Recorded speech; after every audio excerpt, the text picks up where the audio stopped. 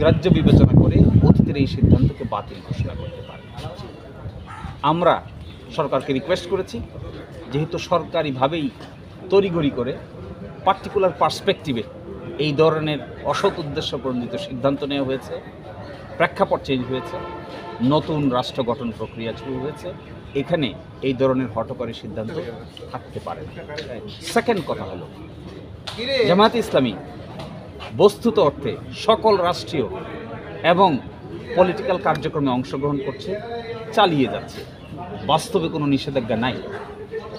সেনাপ্রধানের দপ্তরে আনুষ্ঠানিক মিটিং হচ্ছে, প্রধান উপদেষ্টার আনুষ্ঠানিক মিটিং হচ্ছে, মহামান্য রাষ্ট্রপতির দপ্তরে আনুষ্ঠানিক মিটিং হচ্ছে, সবগুলো শপথ অনুষ্ঠানে চিঠি পাঠে আমন্ত্রণ জানানো হচ্ছে, সবগুলো অনুষ্ঠানে জামাত যেন সরকারকে সহযোগিতা করে সেই জন্য আনুষ্ঠানিকভাবে ইনফরমেশন দেওয়া হচ্ছে, হেল্প চাওয়া হচ্ছে, মন্দির পাহারা দিতে হচ্ছে, আইনশৃঙ্খলা বাহিনীর উন্নতির জন্য চেষ্টা চালাতে হচ্ছে, বন্যার্তদের মধ্যে সহযোগিতা করছে। তাহলে নিষিদ্ধ কোথায়?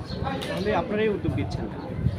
এটা শুধুমাত্র এই কারণেই, যেহেতু একটা অফিসিয়াল ডকুমেন্ট হয়ে আছে, এই অফিসিয়াল ডকুমেন্টটা আইনগতভাবে জামাত ইসলামী মনে করে, তার আইনজীবীরা মনে করে যে আইনগতভাবেই এই জিনিসটা অফিসিয়ালি উঠে হয়ে যাওয়া উচিত।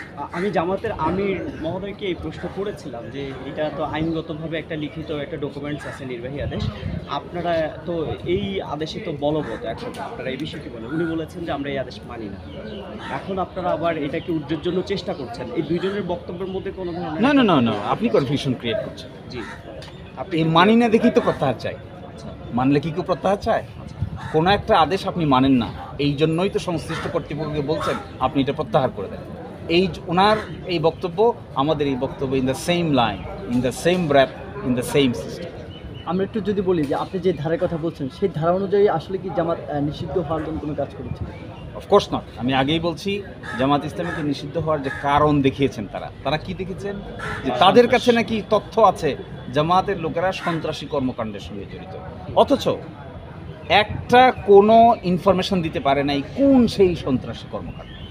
বাংলাদেশে ফেসিবাদী সরকারের বিরুদ্ধে আন্দোলন যদি সন্ত্রাসী কর্মকাণ্ড হয়, তাহলে এই দেশের 10 কোটি মানুষকে লায়াবল করতে হবে, ছাত্রদেরকে লায়াবল করতে হবে, শিক্ষকদেরকে লায়াবল করতে হবে, বাচ্চাদেরকে লায়াবল করতে হবে, সাংস্কৃতিক কর্মীদেরকে লায়াবল করতে হবে, সাংবাদিকদেরকে লায়াবল করতে হবে। তাহলে জামাত লায়াবল হবে কেন?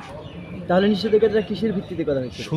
শুধুই মাত্র অসৎ উদ্দেশ্য চরিতার্থ করার জন্য, এক চলমান একটা গণতান্ত্রিক আন্দোলনকে ভিন্ন কাতে প্রবাহিত করার জন্যই এইটাকে আইনের ভাষায় বলে মেলাফাইডি, আইনের ভাষায় বলে বাংলায় অসৎ উদ্দেশ্য প্রণোদিত কাজ আপনি করতে পারেন, কিন্তু তার সমর্থনে কোনো যুক্তিও নাই, তার সমর্থনে কোনো ডকুমেন্টও নেই, তারপরেও আপনি কাজ করেছেন কেন? এটাই অপব্যবহার ক্ষমতা। এই ক্ষমতার অপব্যবহার করে যদি আপনি কাজ করেন, তাহলে নিশ্চয়ই যাদের উপর করেছেন তারা মানার কোনো কারণ থাকতে পারে না। এটাই আমরা বর্তমান সরকারকে বলেছি যে এই আদেশ যদি আপনারা প্রত্যাহার করেন, তাহলেই আপনারা এই আন্দোলনের প্রতি শ্রদ্ধাশীল হবেন, বৈষম্য বিরোধী আন্দোলনের রেজাল্টের প্রতি শ্রদ্ধাশীল হবেন। আর যদি এই আদেশ থেকেই যায়, তাহলে অতীতের লিগেসি থেকে যাবে, ফেসিবাদের লিগেসি থেকে যাবে, এবং এটি থাকা উচিত নয়। নতুন বাংলাদেশের রাষ্ট্র গঠনের পক্ষে এটি একটি বাধা। নিষেধাজ্ঞা প্রত্যাহারের ব্যাপারে আইনে আর কোনো জটিলতা আছে কি? আমার দৃষ্টিতে আইন কোনো জটিলতা আমি দেখি না।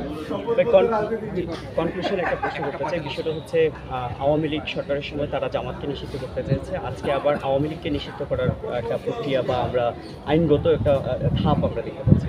আসলে কোনো রাজনৈতিক দল বা কোনো আদর্শিক সংগঠনকে আসলে নিষিদ্ধ করা কোনো ডেমোক্রেসিক যে সোসাইটির কথা আমরা বলি, সেই সোসাইটির সাথে সেটা কি যায়?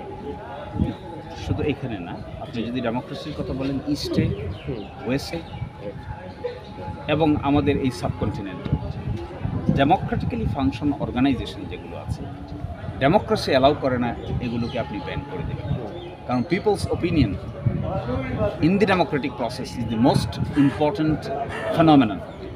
জামাত ইসলামীকে অনেক দিন ধরে এই অন্যায় অত্যাচারের ফলে কি দাঁড়িয়েছে? সাপোর্ট কমেছে না বেড়েছে? যদি আপনারা দেখেন তাহলে দেখতে পারবেন বরংস জামাতের প্রতি মানুষের সিম্পেথি বেড়েছে। তাহলে বোঝা যায় আপনি কখনো কোনো পিপলস ভয়েসকে, কোনো জনগণের কণ্ঠস্বরকে সাময়িকভাবে আর্টিফিশিয়ালি বন্ধ করতে পারবেন না। সেটা আওয়ামী লীগের ক্ষেত্রে, it is a natural process. Awami লীগের ক্ষেত্রে যে কারো ক্ষেত্রে, আপনি যদি পপুলার মিডিয়া হন আপনাকে মানুষ সাপোর্ট করবে, আপনি যদি আনপপুলার মিডিয়া হন আপনাকে কেউ সাপোর্ট করবে না। That is what is the democracy. আপনি যদি অপকর্ম করেন তার বিচার হবে, যদি না করেন তাহলে জনগণ আপনাকে সাপোর্ট করবে। That is what is the policy. Thank you thank you